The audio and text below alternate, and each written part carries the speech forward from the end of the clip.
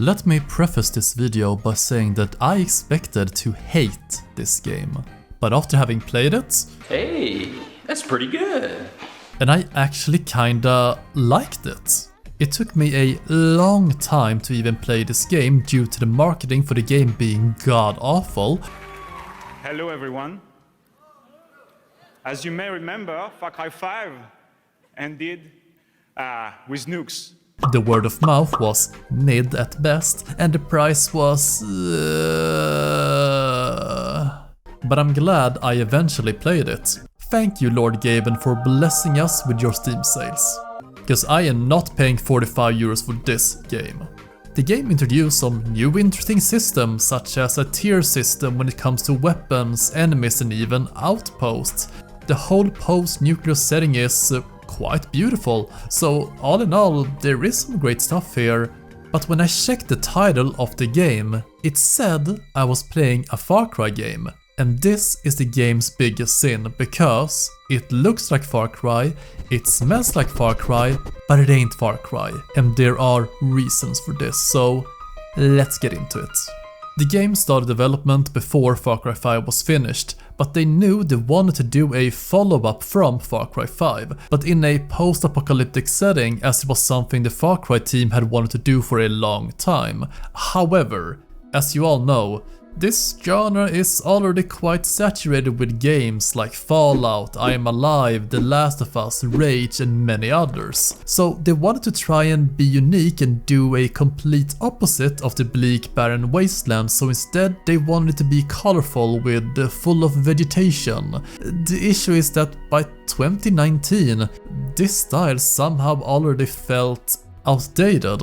The issue is that by 2019, both Far Cry New Dawn and Rage 2 was marketed at the same time, and honestly, just having bright neon colors everywhere and this pink and blue smoke, it felt as if we had already seen this before.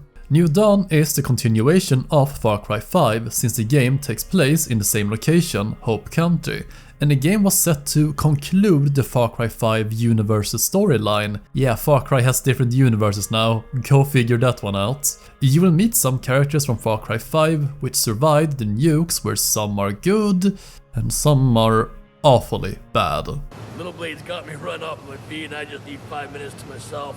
Maybe have a shit, shake my pits. You know, I'll supervise from up here. God, you're fucking weird. The difference now is that there are 3 warring factions, which are the survivors, who are from Hope County, who survived the nukes and are working for a better and brighter future. Then there are the highwaymen, who are the antagonists, whose motto is to live for today, not tomorrow. And lastly, there is the New Eden faction, who are Joseph Seed's cult followers that are still around but are nothing like the cult from Far Cry 5. The game was announced during the Game Awards in 2018 and released on the 15th of February 2019. The reception, however, was lukewarm to say the least, with critics praising the gameplay and its new additions, but they all hated the story, especially the third act. It's no wonder why New Dawn is the worst rated main installment in the Far Cry franchise to this date. And how were the sales compared to Far Cry 5? Oh boy.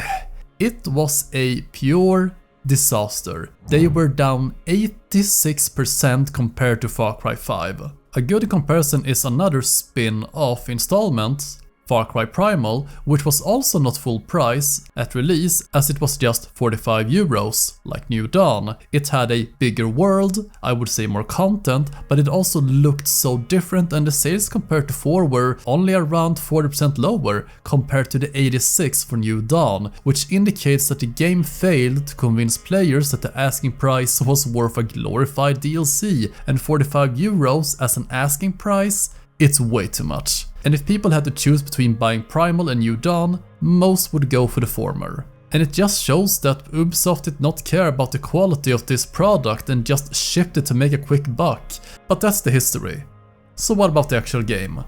Well, we are given a short introduction to the world by Carmina, how the nukes dropped and how people lived underground for many years until life above the ground returned after 6 years. The survivors from Hope County managed to rebuild, and when things went good, they went bad. as they were suddenly attacked by the Highwaymen, roaming bandits who control most of the US with two psychotic twins at the helm. They stole everything from the Hope County survivors, who in desperation have sought help, because there are legends about a man called Thomas Rush, who has been helping people all over the West Coast rebuild their cities, camps, you name it. And he is now going right through Hope County. Carmina's mom asked her to contact Thomas Rush to come and help them rebuild their town called Prosperity, and this is where we come in. Just like in Far Cry 5, we play as yet another silent protagonist, either a male or female. There is no difference whatsoever except for the grunts. You are the security guard for Thomas Rush, and we are on a train on our way to help Hope County since Carmina asked for us. But all of a sudden, the train crashes and you get one of the worst introductions I have ever witnessed in a game, because I was super confused as to where I was supposed to go. There were no real proper guide at all, and it ended up with me just running in a random direction, and it's just so confusing. We are meant to sneak and kill them off stealthily, but it's next to impossible because they stand right next to each other. I have never been more confused in a Far Cry game. There's just too much stuff happening all at once, and it's not a proper intro to slowly introduce the player to the new mechanics of the game. This gives me prototype vibes, if anything, where there was just too much chaos all at once right from the start. Well, it's going to get a lot worse. You know, I said that the game is actually pretty darn good. Well, let's just say that the game does an awful first impression, as the main antagonists for the game are revealed. Well, Merry fucking Christmas, everybody!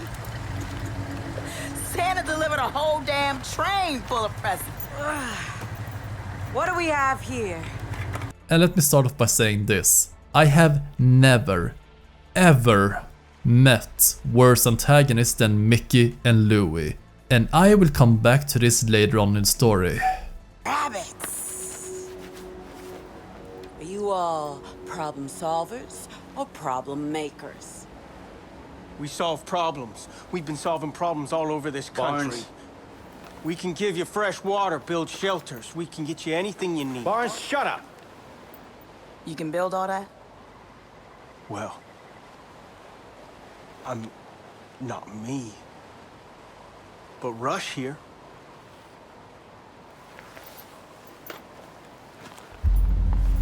Well, then you are gonna be our #1 problem solver. Go fuck yourself. Okay.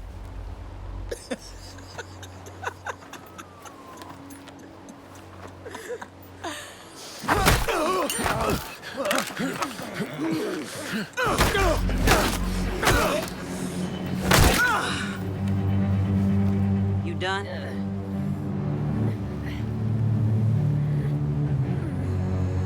So, let's try this again. You gonna help solve problems for us, Mr. Rush?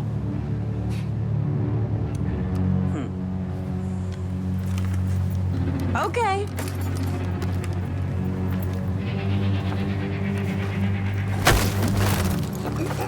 So they killed that guy because... So do we just copy Vaz and Pagan killing someone at the start of the game to show that they are serious? I guess Thomas knew we were probably going to die, so he pushed us off the waterfall. We are saved by Carmina, who somehow managed to get off the train unscathed, who teaches us the ropes around here regarding crafting weapons. She kinda reminds me of Max from Life is Strange. It is hella cold out here. Hella? I hate that word, no offense. We finally make it to Hope County, and it's a beautiful reveal, which reminds me quite a lot of the Far Cry Primal intro.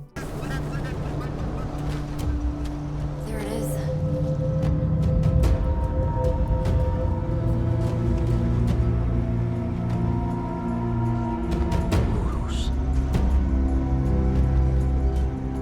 Home. So we meet with the leader of the settlement, who is Kim, who is also Carmina's mother. We met Kim in Far Cry 5, where we helped her deliver her baby. We need to come up with a strategy now that Thomas is captured by the twins. The whole train and all the supplies on it are gone, and we basically have nothing. We need to start rebuilding Prosperity on our own. So we are tasked to save Thomas, recruit specialists who will help us rebuild and unlock our facilities, so this is where the game totally opens up to you. And it's also the moment the game becomes great due to its openness. The new scavenging system, the visuals and overall just the sheer amount of stuff for you to do is enjoyable. Furthermore, we also get to customize our character, but it's just minimal and honestly quite useless because once again, we play in first person and we never in the whole game see our character in third person, so what's the point? I guess it's there only if you play co-op. I wanted to dress up like the sheriff and bring the law back. You betray the law!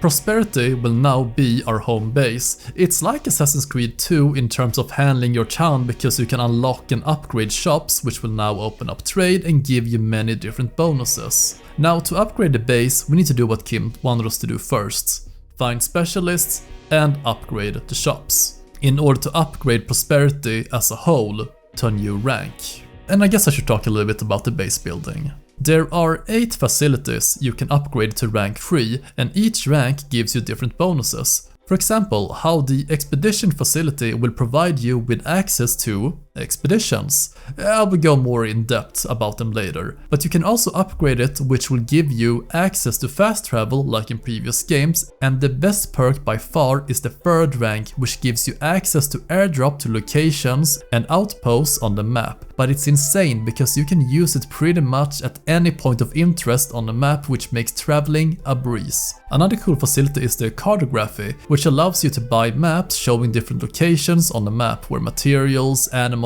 and whatnot are located.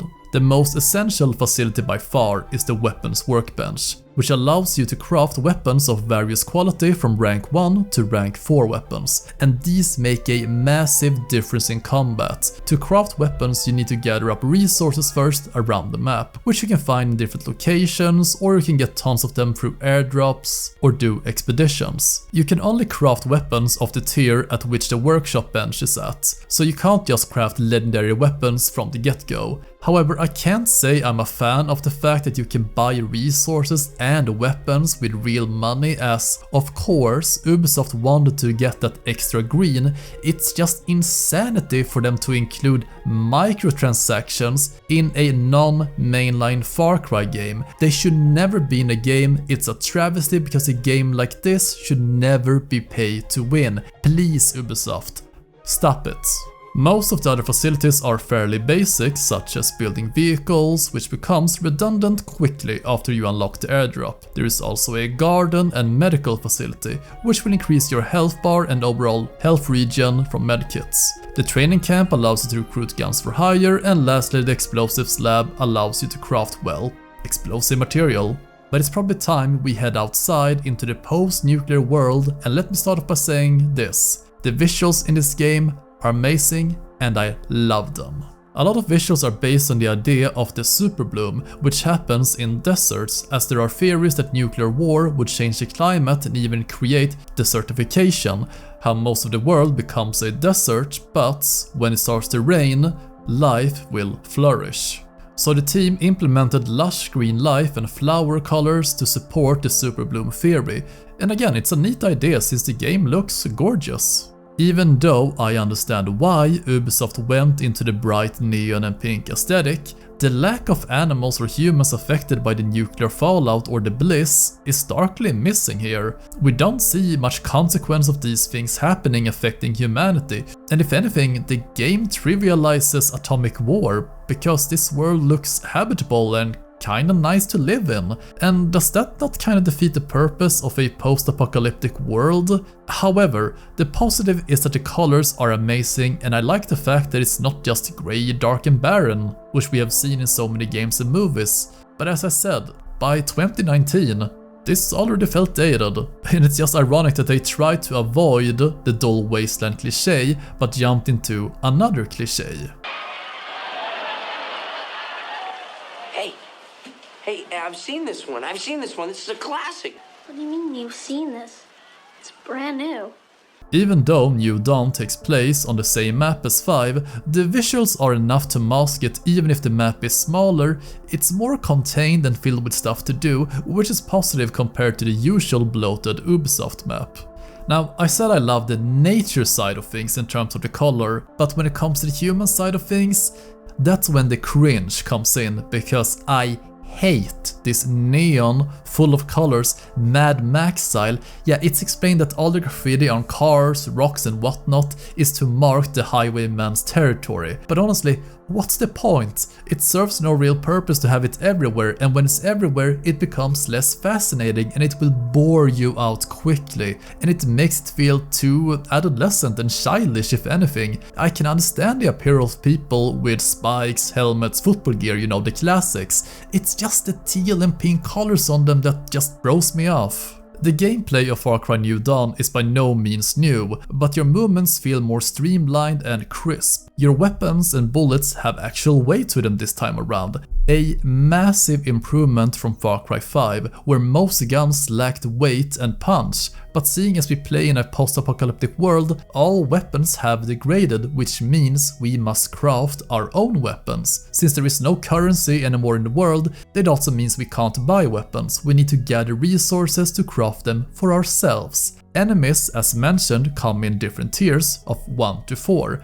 where rank 1 enemies are half naked and most of the time they die in just a few hits. The rank 4 enemies on the other hand can take several mags before dying, and the same goes for the weapons. Although I love the fact that we can craft our own weapons, which is cool and super immersive for this world, as we use anything we can find to craft the weapons with, and it shows that we use bottles, scrap, valves for scopes and whatnot.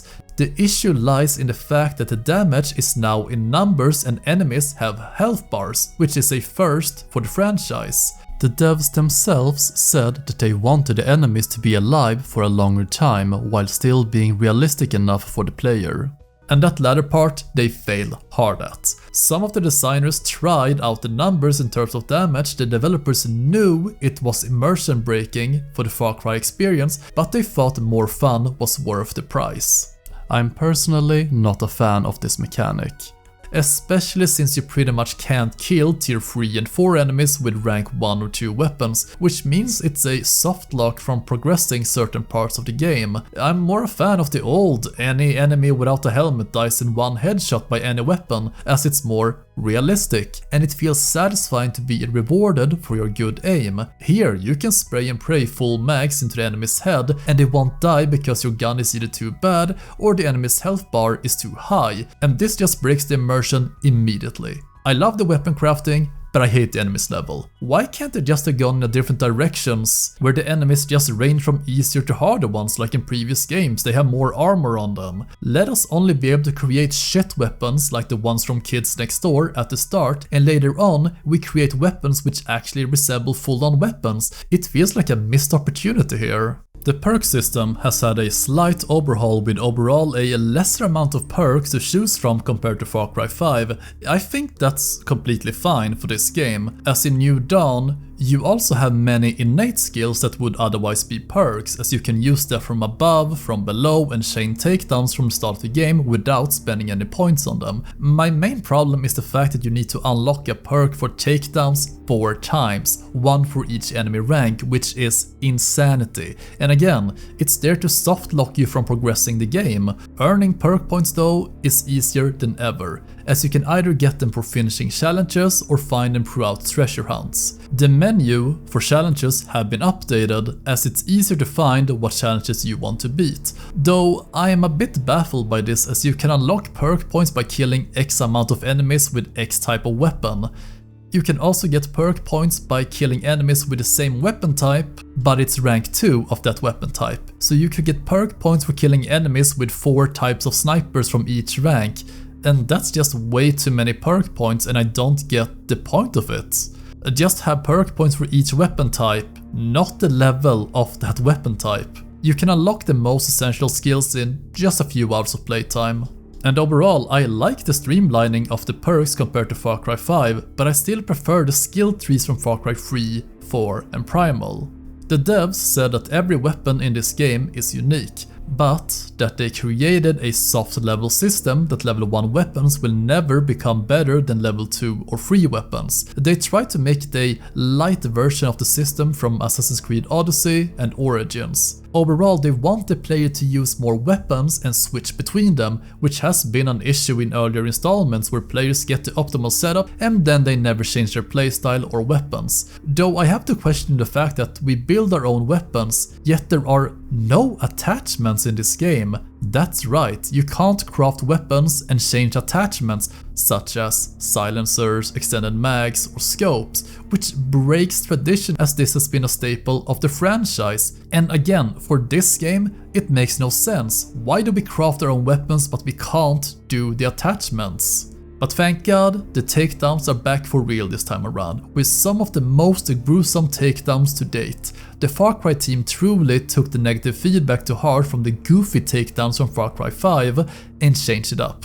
The only issue I have with them is that the takedown animation is way too long compared to previous Far Cry games.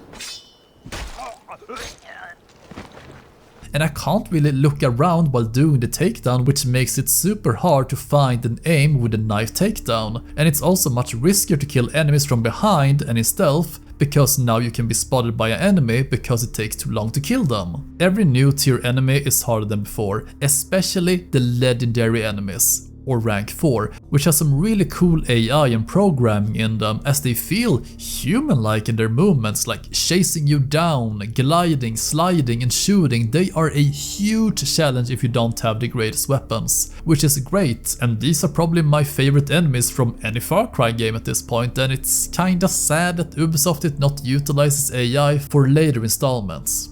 One aspect of the gameplay that will be felt is the lack of chaos in the open world. In previous installment, one small skirmish could turn into a fiesta of chaos, but here, none of that sorta happens because the world is kinda dead. And most action is at outposts or quest markers, and this feeds into the fact that animals are not as aggressive as before, and they are a side note in the game. But speaking of useless husks of meat, as the highwayman captured Thomas Rush at the start of the game, you need to save him. And he's in a nearby coal mine, and after battling through enemies, we enter the coal mine to save him, and Thomas seems to have already freed himself.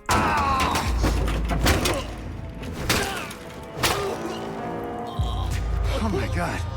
Jesus, I thought you were dead.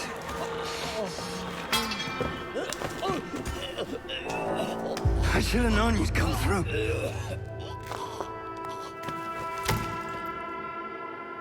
You came back for me.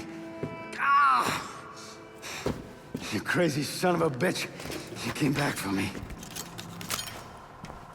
So you need to escape the place, and it's a turret shooter and a car chase. And the gun turret feels a bit sluggish to maneuver compared to previous installments, but just as usual, there will be tons of enemies coming from all sides trying to stop you. And after getting closer to Prosperity, Thomas says that his leg is messed up and he can't drive, yet he can stand in the gun turret.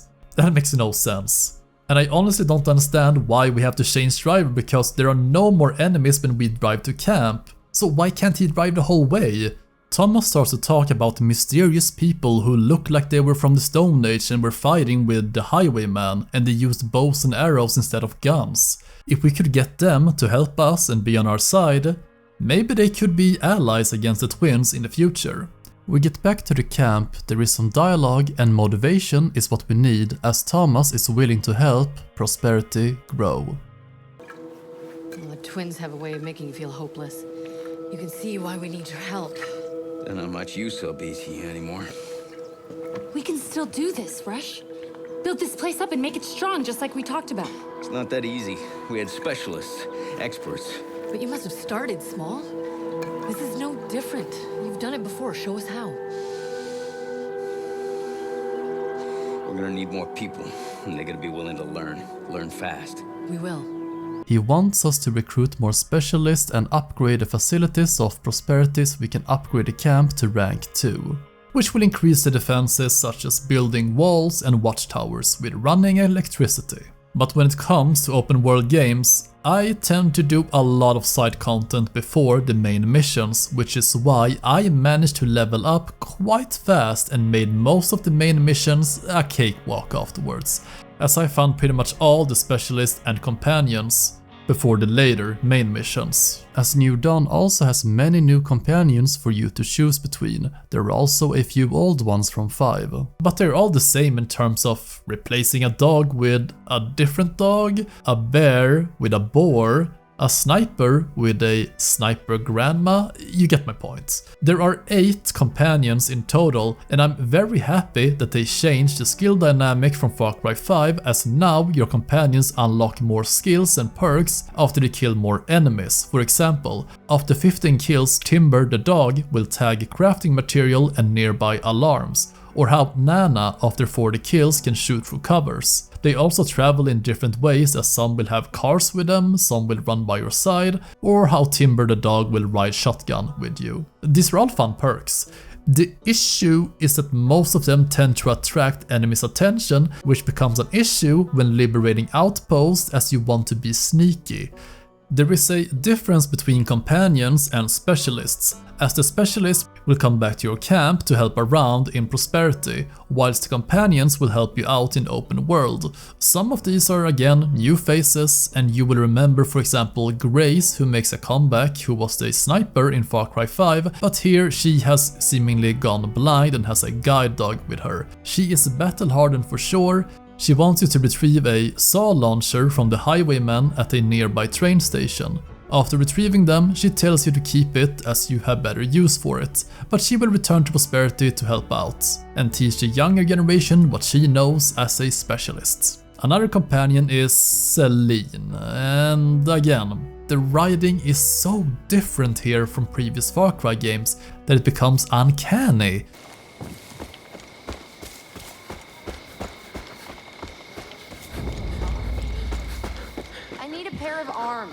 Like, I got mine, but I need someone else's.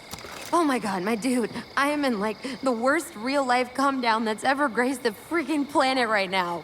I grow these, herbs. You know, herbs. Don't ask me what kind, it's the kind that work, okay? That kind. They made all the characters so damn quirky, which is never a good thing, because if everything is quirky, then nothing is. Most people should be normal and some crazy. That's why Vaz, Pagan and the Seed siblings worked so well, as they were so stand out compared to other people because they were all insane. Here, it's as if I'm playing Borderlands. Anyway, Celine wants her weed back, I guess. It's inside one of the abandoned bunkers that we destroy in Far Cry 5, and you need to raise the water level to reach the bag. And this section sucks, because you need to increase the water pressure, but you need to analyze the water flow and where it goes, and this part is bad. And maybe after 5 minutes you get a hint, saying you need to open the valves that points towards the inner building. Why can Celine not have told us about this? Oh yeah, there are also snakes here. We get the bag, we get back, we give it back, and she will help us back to Prosperity in the medical facilities. We also meet up with Nick Rye again, who was probably my favorite companion of Far Cry 5. He has been captured and forced to be the twins' mechanic, and we need to help him escape, and we get to fly the same plane as we did in 5, though this time around it's more fitting to drive on the road and water than flying. And we actually get the one and only emotional scene in this whole game, and god, I wish there was more of it. Jim. I know I put them here somewhere.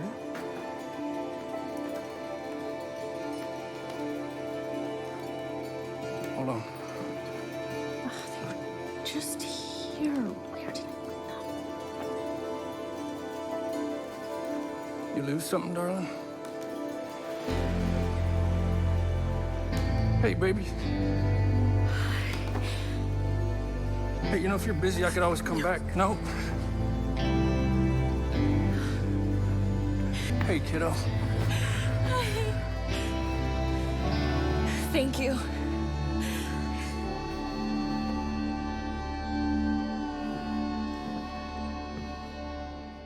The new companions, although fun, lack character, as we only do one quest to get them and That's it. No new dialogue after that except for quips during combat, which reduces their value as well as companions, as they are only a thin outer shell of a character without any meaning. It's just surface level. I wish there was more time spent to build up these characters, which could have been fixed easily if there were not so many specialists and companions. Just reduce the numbers and focus on a select few.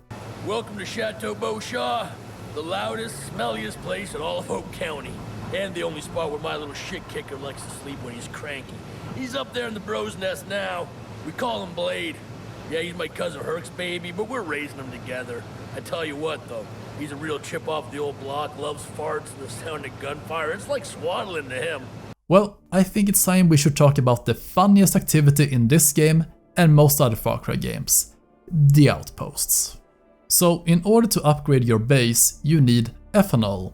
It's also a necessity to craft the best weapons in the game by upgrading the weapons workbench, and the only way to get enough ethanol is by taking over outposts. Far Cry New Dawn has the least amount of outposts in the series, but they are more fleshed out in terms of having more entrances and they are larger. One difference is the fact that you might struggle to take outposts undetected due to the enemy level system, but if you do not have the correct perk for takedowns on enemies, you can't kill them in a stealthy manner. And furthermore, it's next to impossible to kill such enemies if you don't have a decent weapon on you. It's also more difficult to kill enemies who wear helmets and are of higher levels, because then your sniper rifle might lack the necessary damage to kill them in one shot and then you alert the whole camp. You gain more resources if you manage to liberate it undetected or not to alert any alarms. So I'm glad you are rewarded for being stealthy and more analytical of the outposts compared to only getting a small amount of more money in Far Cry 5.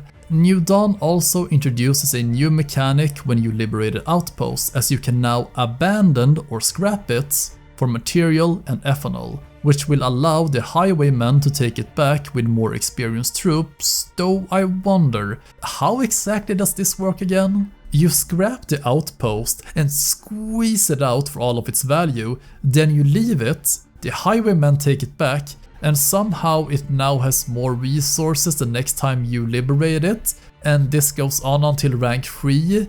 What? There is no real logical explanation for how this works and you can't explain it. So it's a good decision for the player and replayability because it's fun, but it ruins the game's immersion and logic. Each outpost has 3 levels of difficulty and you gain more resources the harder the level. Sure, you play the same outpost, but everything is different this time around with more enemies, they are in different locations, they are more difficult and they patrol in different patterns, so they feel fresh each time. There is also new and upgraded side content, such as the expeditions and treasure hunts.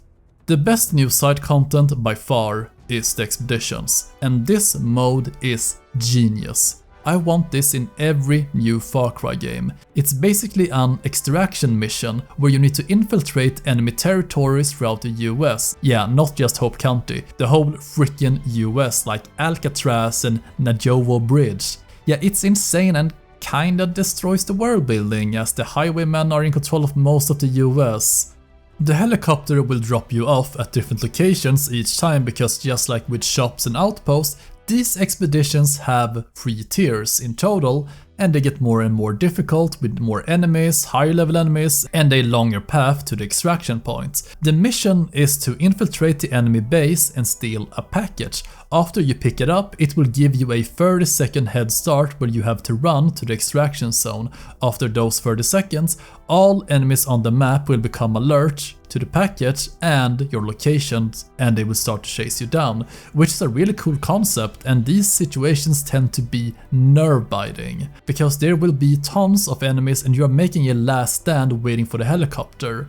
And as the location of the extraction will be different each time depending on the difficulty, you need to defend that place for 2 minutes until evac comes, so you better be prepared with the correct weapons. Each time you finish an expedition, you get tons of resources except fuel. When you finish rank 1, you unlock a new operation, and there is a wide assortment of different operations, 7 in total, and these all give tons of resources, so they are worth playing and probably one of the best and funniest ways to farm resources. Each expedition will give you the same amount of material, the only difference is when you play it on a harder difficulty, where you gain more. I would even dare to say that these expeditions are more enjoyable than the Outposts, and that says a lot. Finding new locations and points of interest in open world is just like in Far Cry 5, you find NPCs in open world who will give you tips and locations of activities throughout Hope County. However, I'm not sure if they ran out of character models because you will pretty much only talk to 3 to 4 people out in open world as they all look exactly the same regardless of where you are. What happened here? However, one great change to the formula are the treasure hunts, which are different this time around as there are more puzzle elements to them. You get perks and resources from completing them, which is great, and you can also get Far Cry credits, which is the in-game currency. Don't bother, it's useless, you won't get enough to buy anything half decent. Let me give a few examples of the different treasure hunts and how they are much better than before. There is one called Target Practice, where you need to target dummies that moves in a certain pattern to open up the metal gate on both sides, which rewards you with material. Or the one where you need to press the 6 big mouth billy basses in the correct order or you will be burned to a crisp. These are all funny and satisfying. And then there are some annoying ones. Like the cave diver one where you need to make a car go into the water so you can jump on it and onto the ridge. And oh my god, this is annoying because there are no instructions and I spent so much time trying to figure out how to pull the brake. So it would go into the water, I shot at the wheels, I break everything out of the car, but no, you need to stand at the weirdest place at the back wheel and release the brakes. Bullshit. And overall, I love the treasure hunts. They are much superior than the ones from Far Cry 5, where you only had to follow the map to finish them, while here you kinda need to think a little bit at least. They are actual puzzles. Well, now that we have explored the world, gathered the resources and specialists, we can continue with the story as we have now upgraded their base to rank 2. After that we get a message from Mickey and Lou. All that good shit. We stole fair and square, and somebody had the audacity to steal it back from us. Now we have to go out and take more shit from you people, only this time we won't be— Now that's not very nice. So after much hard work we have a barbecue and a party to celebrate. But it's cut short as fireworks starts to cover the sky. Really? How much main character syndrome do these twins have? So we meet up with the twins who seems to have captured a few children. Wait, how did they capture them? I don't think Prosperity would let children play outside the town on their own. I'm sorry, but Jesus Christ, they made these twins so comically evil. Just look at this. Everything's gonna be okay. I'm sorry, I just don't like it when people lie to little kids.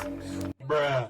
Like, what the hell? It's not intimidating, it's just comical. And they have a literal throne on the back of the car. I have no words. So, let me get this straight. They come here with hostages, do not use them, give a kid a fucking unpinned grenade, and tell us they won't kill us because they don't want murders? Right. But then they flip-flop and say they will attack us and destroy your town if we don't leave. What's going on here? So they tell us to leave before they come back, or better yet, just throw the grenade into the truck or shoot them. There are so many chances throughout this game to just straight up kill these twins. So we need to prepare Prosperity for the incoming attack as we won't leave. You need to check in on the forward scout when the attack is coming and well, we don't know when they will come. They could come at any moment. And this is how they announce they are coming. I just hope I can warn everyone in time when the highwaymen show up. We can't afford to lose— Shit, it's them. Get back to the others. What is wrong with you, game? So we need to drive back to Prosperity and defend against the incoming attack, and my god, there are a ton of enemies here. Too many to be frank. This section takes so long, the enemies will come from 3 directions and they will try to scale the walls. They will also attack with huge trucks with ramps on top of them, and if they hit the wall, they can scale them. And when the walls are scaled, your allies will fall back to the inner courtyard. You need to deny the highwaymen from setting up explosives inside of your base. And you keep this up until the highwaymen finally retreat and we successfully manage to withstand their onslaught. We're fading! Let's get the hell out of here! Come on, move it! Even though we survived, the settlement was messed up and many people died. So if there's another attack, we won't be able to stop them. Thomas brings up the previous idea that maybe we should seek help from New Eden and Joseph Seed, wondering how their men survived clouds of bullets without dying. Thus, you set out to find Joseph and his crew. But before that, we have an intermission from Carmina's childhood, where she seemingly met Joseph when she was just a kid and he gave her some food. Are you okay? Did he hurt you? The bearded man? He was just giving me some food. If he ever shows up here again, you come straight to your mom and me. Do you understand? I'm hungry. He said we have to find food wherever we can. Yeah, but we don't take anything from him, not even food. Why?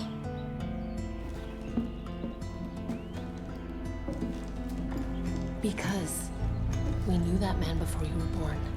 He did some very bad things. He hurt your dad and tried to hurt our family.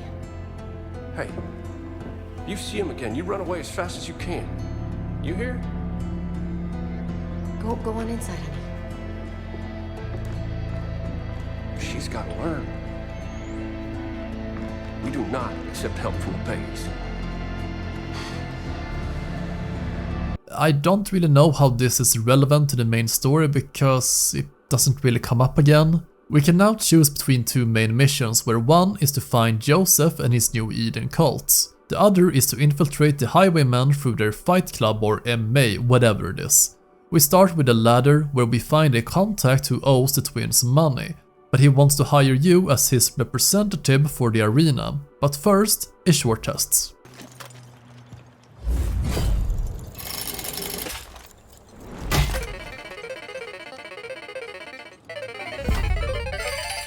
Ooh, hell yeah! Now that's a fucking punch! But what is this riding though? It feels so juvenile and again, it's just Borderlands. Knocked out 17 guys in a row. Huh? 7 fucking team. Had to quit. Too lethal. Punched the last guy so hard, he farted his brains out. Seriously. Guys, seriously. His brains. It does not feel like Far Cry humor whatsoever. Shoot me in the face! In the face! Do it! Shoot me in the face! Face, face, face, face, face! Now! Bullets in the face! Want him! Need him! Gimme, gimme, gimme! At the sound of the bell, it will be face shooting o'clock! So in the arena we don't get to use any of our weapons and instead we have to rely on our innate skills, and there are some low tier weapons like branches lying around in the arena and they will send out waves and waves of enemies, starting with common enemies and dogs. The second round introduces tier 2 enemies and fortunately you also get higher tier melee weapons, so it evens out. Tip: don't attack the barrels that are thrown in.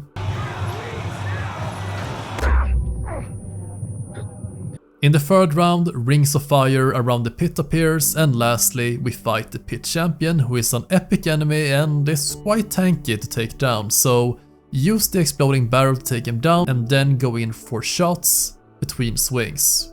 You win and become champion of the day, you gain the respect of the whole kingdom and you have managed to infiltrate the highwayman. But now, it's time to find Joseph. And the quest to find him starts where it all began and ended in Far Cry 5. Unfortunately, the only way to get there is by either swimming or using a boat.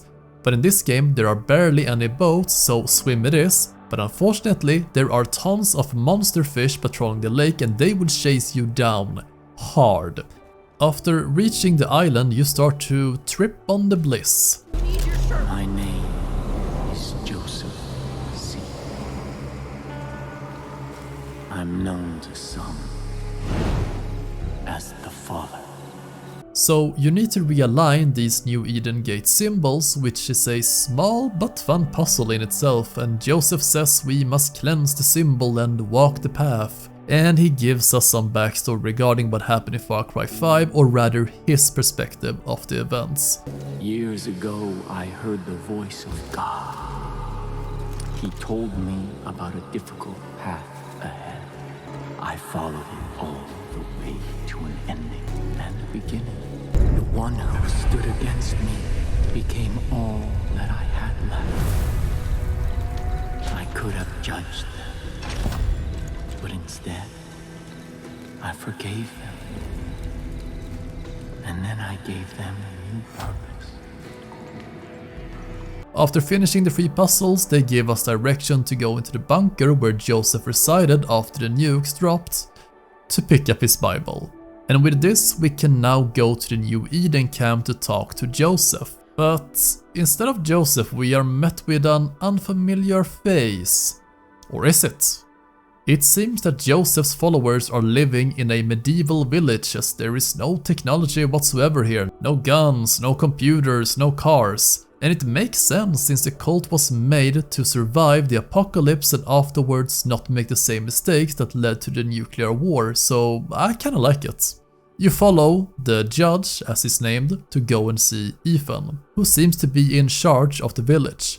But on the way, the townspeople make a big deal out of the book being returned, how they should light the flames and prepare the sacrilege, whatever that means. Ethan seems to think that Joseph was never a messiah, he was just a man, and he wants you to bring back proof that Joseph is dead so that they can finally move on and so that he can become the de facto leader of the tribe. But before that, we need to prove ourselves in order to travel north. Why we would need to do another trial after bringing back the Book of Joseph, which kinda according to their beliefs should make us the chosen one already, I don't know. Padding, I guess? We need to ignite the so-called flame, which was quenched by the highwayman, and it's now flooded the base of the beacon, and it takes place where the statue of Joseph once was. So we need to secure a path to the monument by killing some highwaymen, you know the drill by now. Once inside, we must stop the cave flooding and destroy the bliss pipes to let the gas flow throughout the cave, and then we get to ignite it. Ethan could not even accomplish this task, which is weird because it wasn't that difficult. Regardless, we need to head back for more instructions, but that little shit Ethan seems to have talked smack behind our backs. A non-believer is a sinner. A non-believer does not know our ways. A non-believer has relit our most sacred flame. We need Joseph. He cleanses our sins. Father will absolve the sinner. Send the sinner to the north. But yeah, the people seem to support us for our deeds, and Ethan reluctantly agrees. We need to drink the sacrament for our pilgrimage north, and it's clear that Ethan wants to become the prophet instead of Joseph. I wonder where this will lead. Betrayal! What? Betrayal! Betrayed me! I absolutely love the scenery here. The darkness in contrast with the purple is a sight to behold. However, we need to light up these fire beacons which staves off the bliss, which seems to have taken over the land here, and since the bliss has become seemingly airborne, the fire will destroy it. You need to open up gates for the boat to continue on its way throughout the river, and after a grueling but beautiful journey, we make it to Joseph's last whereabouts, and he's all but dead. I did everything that I was asked. I sacrificed myself, my family. I led us into the new world.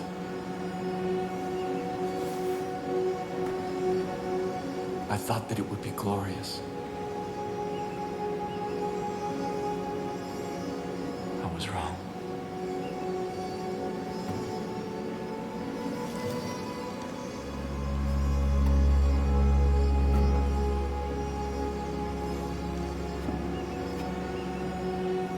I have waited so long for someone to come.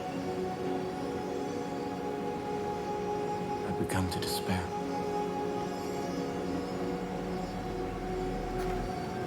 God, I love Joseph. I'm not sure what he thought the world would become after nukes. A paradise? Okay.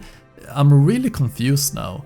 Joseph has been gone for a long time from New Eden, and he went away when the highwayman came because he was waiting for us, because God gave him a vision.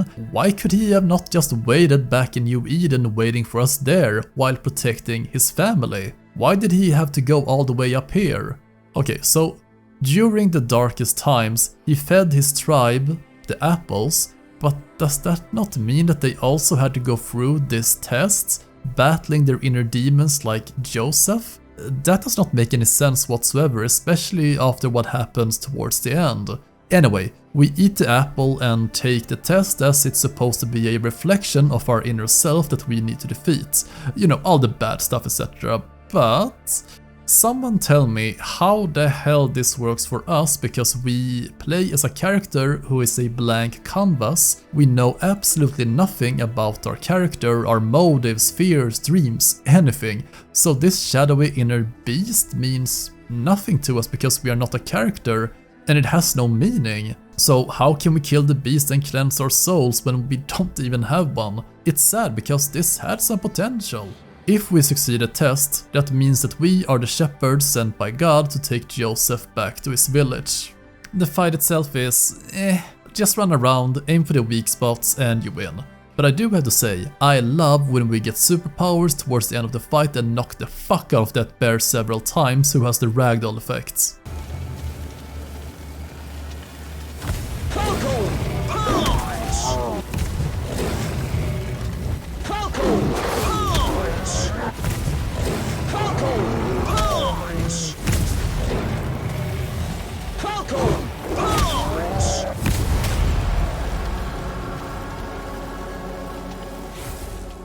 I absolutely love this.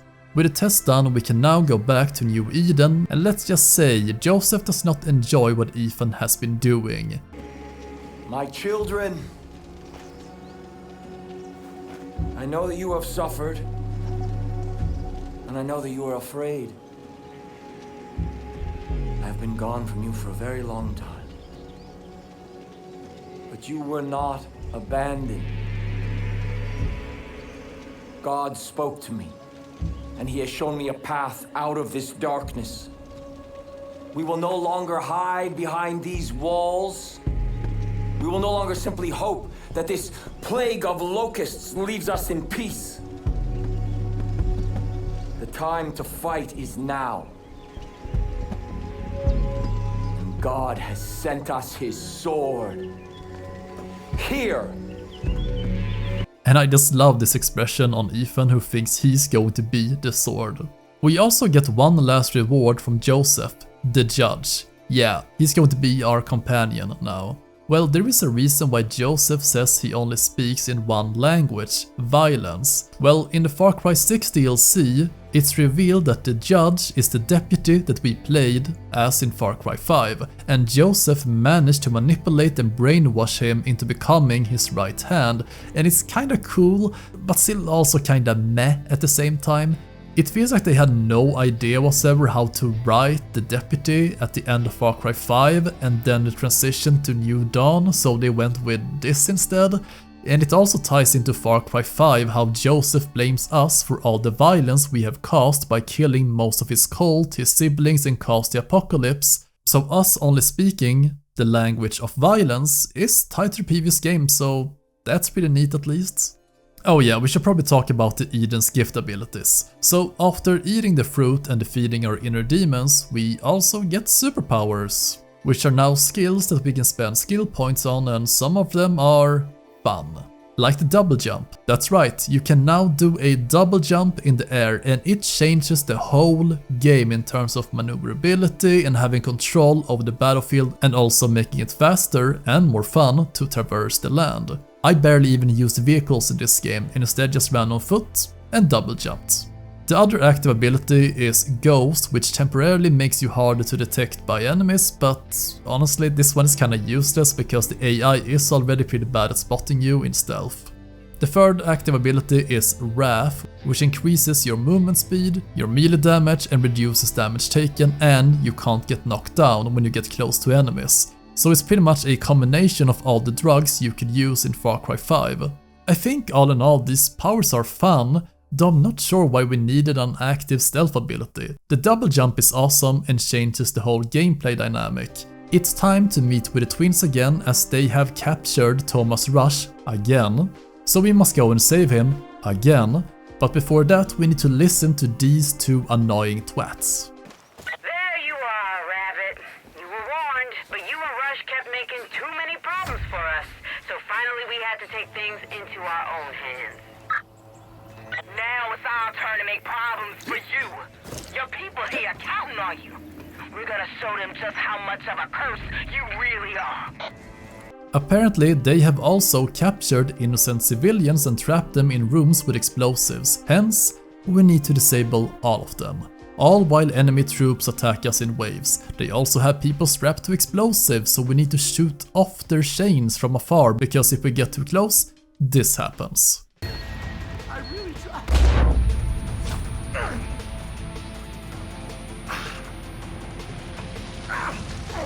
Finally, with all of that done, we can confront the twins, but we first need to hand in all of our weapons before entering the building, because otherwise they will kill Thomas, I guess.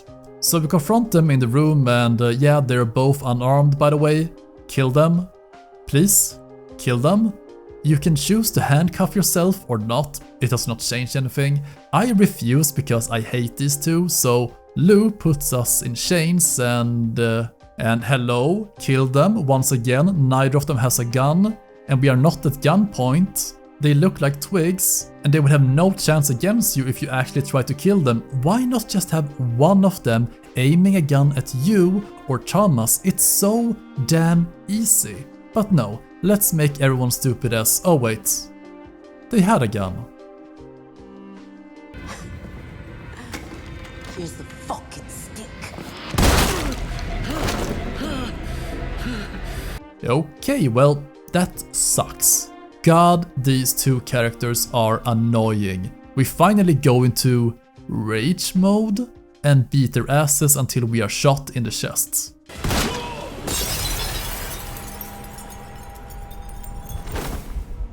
And intermission. We get some information regarding Mickey and Lou and how their mother tried not to make them go with their dad, who was an outlaw, and that Mickey needed to take care of her sister, and that they should not become like their dad, and that's it. What's the point? Fuck it if I know. It's just trying to garner sympathy for the twins, but it's not working because this tells us pretty much nothing about them, and they are too cartoonishly evil to be redeemed. Neither has any redeeming qualities. They are not like Pagan or Joseph, who showed compassion. These two are just sadists and psychos. Alright, I have waited long enough. Let's talk about the worst thing about the game. To understand just how and why these characters are so awfully written, we need to know what decision the devs did to make them. And there is quite a lot of information regarding the creation of these two characters. My main issue is that they are just annoying. They are nothing like previous Far Cry villains who actually had aura, and they did not need to shout or be in your face all the time to be intimidating. It feels like the twins are overcompensating for something. The devs said that they wanted a female villain and for them to be twins, since historically there has only been one-on-one interactions between you and the antagonist, and I suppose they wanted female villains because there have only been male main antagonists. Though I highly disagree that having two people or twins changes the dynamic. Not really, they are too similar to each other because they're twins. But then I started to do some research because I could not understand why the writing of these characters was so awful compared to every previous Far Cry game. Well, I found a certain company which was tied to the writing of the game, and that company is Sweet Baby Inc. Hi, everybody! And if you do not know, they have been in many controversies as they have a record of making games worse in terms of the writing and making it very darn political. It's hard to tell what writing they did, but seeing as they do consultancy for diverse and minority characters, they for sure had a hand in making Mickey and Lou the way they are. We start treating our core demographics as a fixed and static value, something that does not want to change and something that is locked in place. So despite the changing face of audiences, despite the changing face of conferences like this one, we still look at our core demographics and say, okay, they're white, cis, hetero males, and we cater almost exclusively to them. And the problem is that we don't just cater to them here's something that we think you'll enjoy. We cater to them the way that we cater to a picky baby.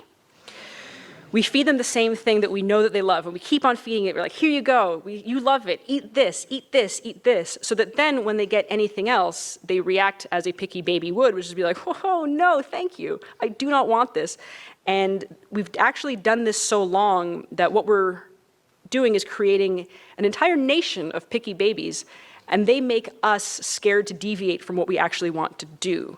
And this is why I have a problem, because this already makes the game more political since they are trying too hard to make these characters be badass instead of it coming naturally. Wow, like I had a hand in that. Yeah. Like, it's really very awesome. They're dominating leaders. I'm sorry, I just don't like it when people lie. And they're fearless. And there's so many women in the world that are like that, but we aren't really seen as much. So, according to Ubisoft, Mickey and Lou were never in the bunkers when the nukes dropped, and they were forced to survive a harsh life during the nuclear winter. Their father was the leader of some dock workers, and he had the most supplies at the docks, which were food, water, medical supplies, you name it. And he became the leader of the whole city. However, canned food goes bad after 3 years, and gasoline goes stale after 3 years as well, so you cannot stay in the cities anymore, you need to move around to get resources, which is what it did, but they survived and witnessed the rebirth of the world as the sun came back to the planet. Flowers started to grow and rain started to fall. Things were improving. The issue is that the father had instilled that we are going to die at any moment, but he also wanted to scrimp and save on supplies. But the twins had another idea, to only live for today and not care about tomorrow. They started to see the world filled with two kinds of people, problem solvers and problem makers, which we saw at the beginning of the game. Their dad became a problem maker, so they killed him and took over the highwaymen as they expanded throughout the land. The world shaped Mickey and Lou as they grew up. They only knew harshness and lived in the moment because they had no vision for the future, they lived for the day and didn't think about tomorrow.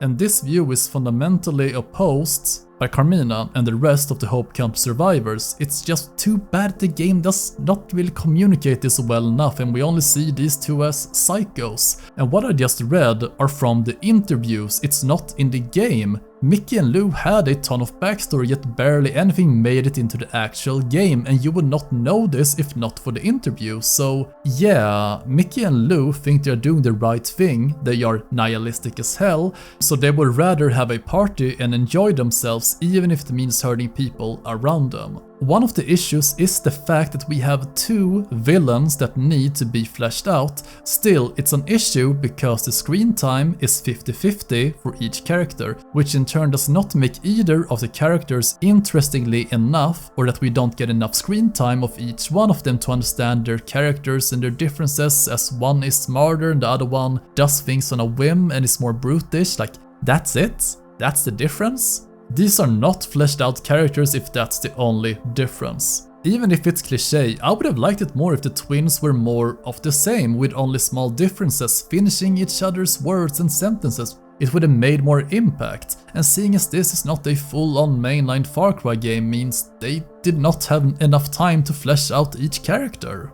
And again, the whole cast except Joseph suffers from this issue because there are simply too many characters, and I don't even know the character's motivation. Like, take for example Thomas Rush. Who is this legendary man who travels around the world to rebuild it? Okay, why? What motivates him? What is his dream? Is to rebuild the world to what it once was? To create order in society again? Maybe a future for his children? I don't know, because he never talks about it. Or how about Carmina? Why is she so positive in the future and never gives up? What made her this way? We don't know. And then it's Mickey and Lou. Yeah, I get they lived through the apocalypse above ground and they had to fight their whole damn lives to survive. But the issue is this information comes from interviews, it's not in the game. And what's in the game tells us pretty much nothing about them and their motivations. Oh, they live for the day. They're psychopaths. That's awful. And I frankly find it insulting that they wanted a woman to be the next Far Cry antagonist. Sure, go ahead. It could be amazing and it could be something new. But then the end product is easily the worst we have ever gotten in the franchise, which makes you wonder, what the hell was the point? Is it because it's hard to write women as charismatic people without using violence? As I mentioned, it just feels as if they are overcompensating for being women. Were they not confident in their writing skills to make these characters interesting or dangerous? And as I mentioned at the start of the video, it has the name Far Cry, but it's not Far Cry.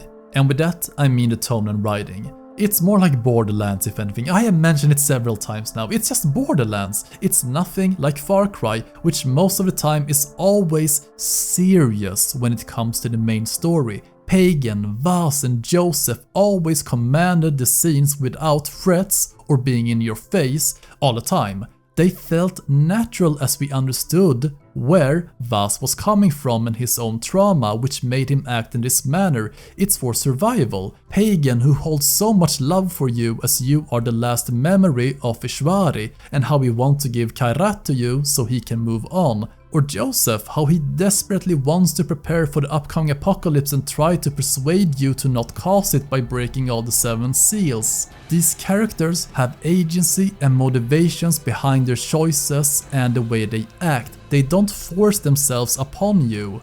Anyway, let's head back to the story.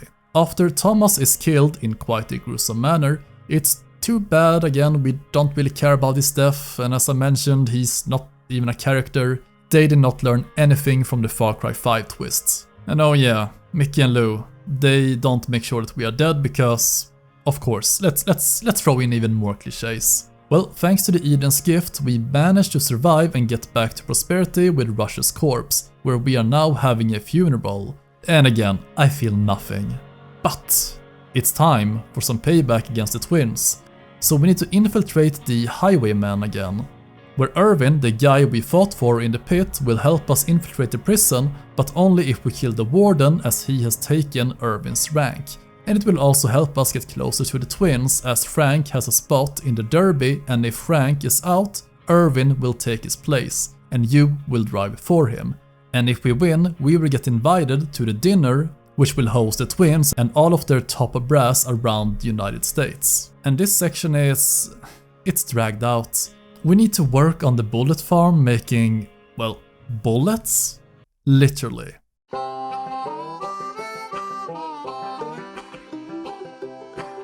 We also hear that Mickey and Lou has come into contact with Ethan, who wants to talk with them. I wonder where this will lead.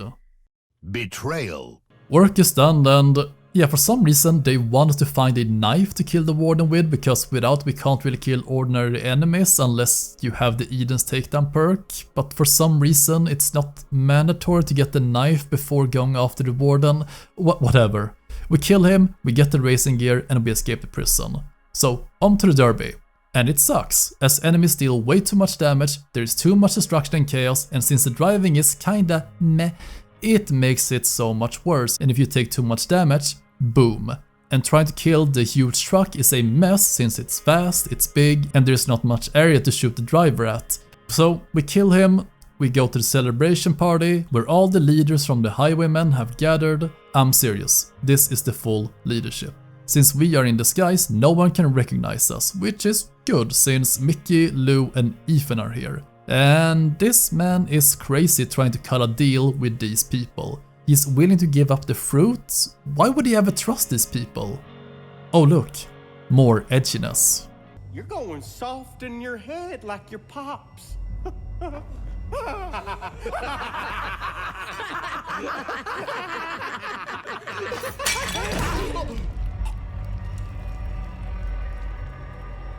Any other observations? They will get the fruit if they burn down New Eden, so they leave immediately and leave us the party. At least we can kill the rest of the top brass, as Irvin has hidden a gun behind the toilet, and we get a Red Dead Redemption style take them all out in slow-mo.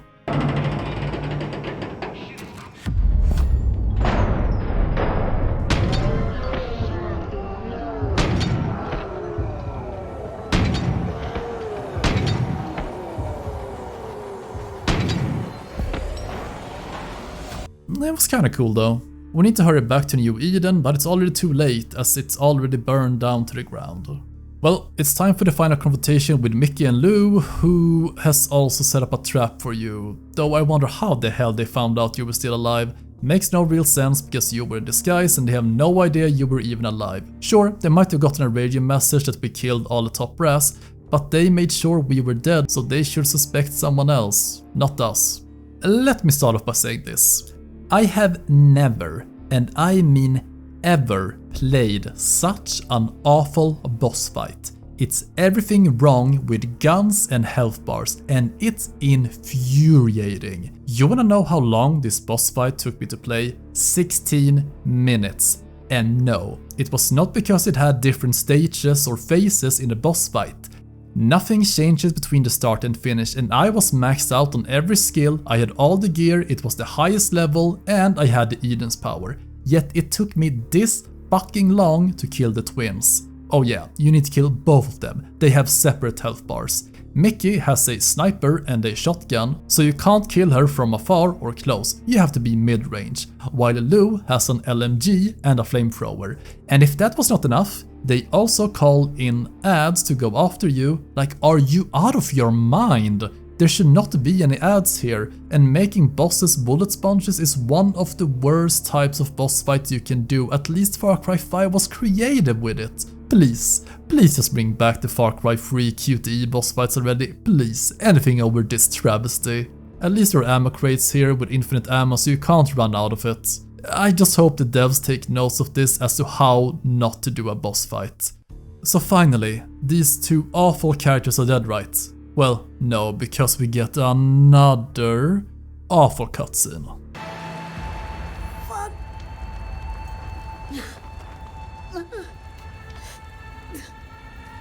Hey, Mickey, you okay? No! You? No. Hey, you ain't dying, are you? I guess I broke my promise. What? To Mom. I told her we wouldn't end up like Dad. We had a lot of fun, though, Ray.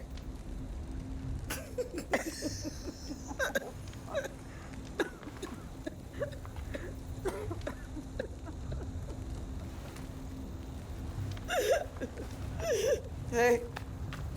Hey! Do not die first! You do not get to die first! I'm the oldest! I go first! God damn it! Lou! Lou?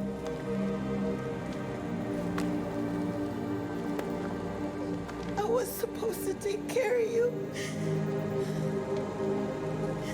I was supposed to take care of you and I didn't, and I'm so fucking sorry I fucked this up, man. I'm fucking sorry.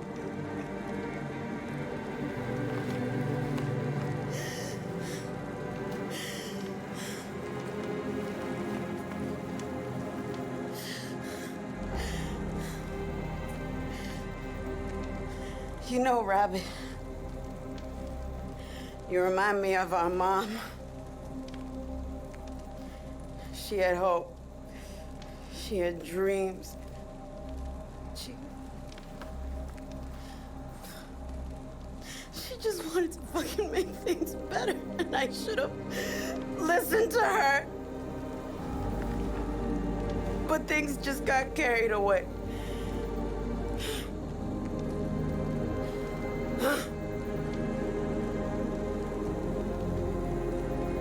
Do what you gotta do.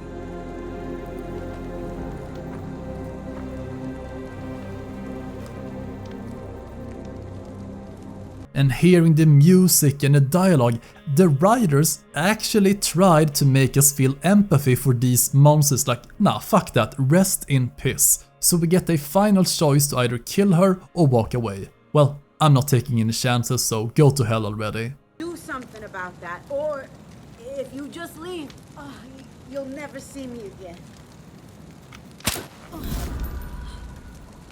Oh, I already said final confrontation. Well, Ubisoft for some awful reason decided that no, the twins were not the only fight left, even though they have been the main antagonist throughout the whole game. No, we need to give a conclusion to Joseph and Ethan first. That was God's will. You don't know God's will! I was trying to protect you, son!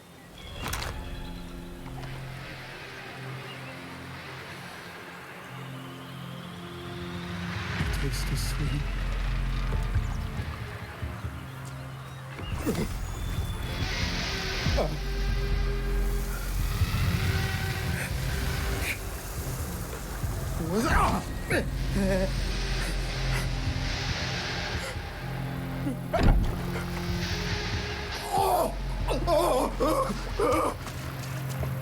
Well, remember that we had to fight our inner demons to cleanse our souls when we ate the apple? Well, Ethan was unable to do this and turned into this. What the fuck is this? What am I looking at? A Shadow Hulk monster who has weak spots on his body? Why do we have a back-to-back boss fight bullet sponge? It's as if the dev team ran out of time and said, whoops, we need to wrap up the game and Ethan's story, so make him a shadow monster. Why not just have him die and fall dead after eating the apple as he was unpure? Now also imagine this, when Joseph brought back the fruit to his people in New Eden, did some of them also turn into this? Why do we need another boss fight? It's not even satisfying, it's the easiest one yet. He enters a few stages but it's just too easy. But thank God for the only characters who can actually act in this game and is actually well written has a good scene.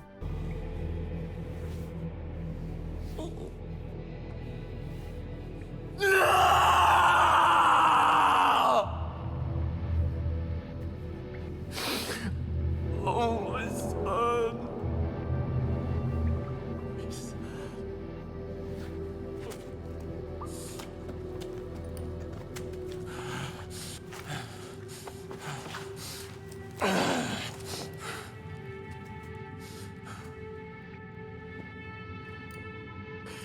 His only fault was that he was mine.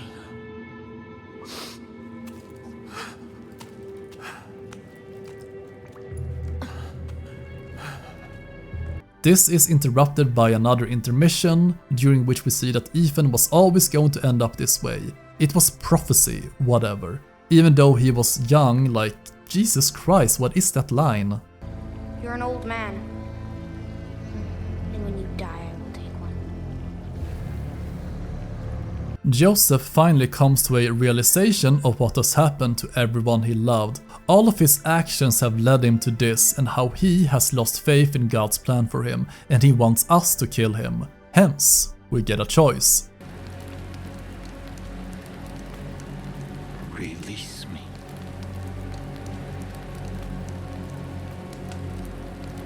Release me.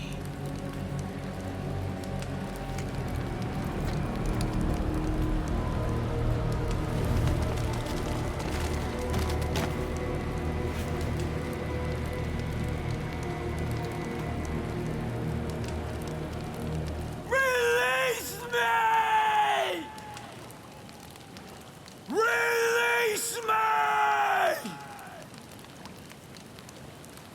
But I did not want to kill him. I wanted him to suffer for all the death and destruction he has committed since Far Cry 5, and if he wants to die, he has to do it himself. And seeing as he calls us the shepherd from God, he's pretty much asking us to kill him because that would mean God wanted him dead. But it's also this, we playing as Captain or Cap has no real valid reason to kill Joseph.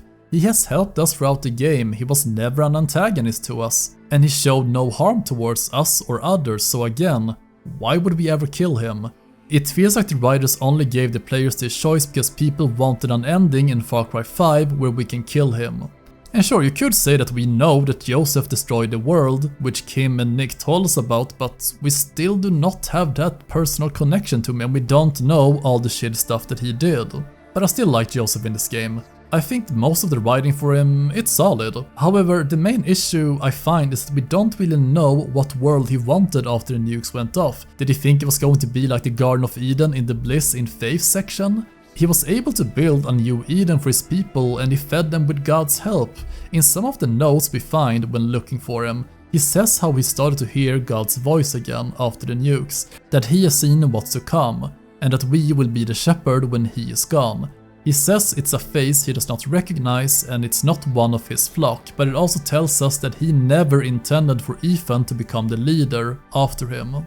There are notes scattered throughout the world that fleshes out both Joseph and Ethan, though we don't really know if Ethan is Joseph's biological son, even if his mother says so. But it becomes clear in a note that Ethan hates Joseph, how he could not come to terms of Joseph being everyone's father while he had to act like his only son, how he demanded everything from Ethan but gave him nothing. He hates Joseph for abandoning him and the flock, how Ethan had to take up leadership to defend the flock and then he just comes back and throws Ethan to the ground.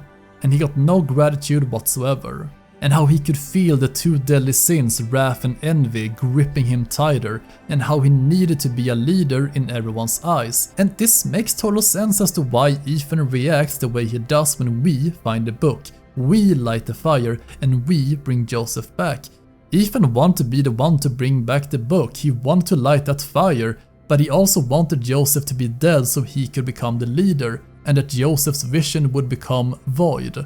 The issue with Ethan is just that outside of the notes, he's a walking trope. He has no real depth at all, and he's mad at Joseph for leaving him and how he refused to give him the fruit of Eden. He wanted to be just like Joseph, but he could never live up to him. Well, now it's time for the ending, and it's okay. I hope for a better future, you know, the classic one. And it really feels like the Far Cry Primal ending, so again we have two scenes that are super similar, the beginning and the end. But overall, in this game, the third act just felt too rushed.